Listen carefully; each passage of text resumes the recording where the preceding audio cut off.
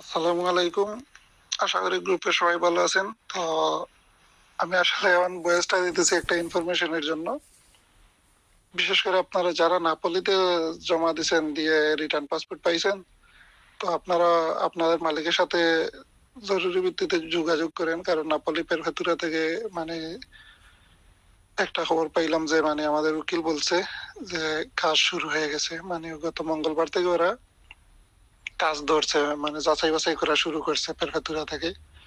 তো আপনারা আপনাদের মালিকের সাথে যোগাযোগ করেন যেভাবেই পারেন। মালিক ঠিক থাকলে অবশ্যই আপনার ভিসা দিবে, যেহেতু কাজ ওরা শুরু করে দিছে। তো হয়তো আগামী সপ্তাহ থেকে ভিসা দেখতে পারবেন, বা এই সপ্তাহে হয়তো ভিসা দেখতে পারবেন। ওরা হয়তো SMS দিবে, আজকে দেখ অথবা কালকে দেখ ভিসার SMS আসবে, যেহেতু কাজ ধরে ফেলছে।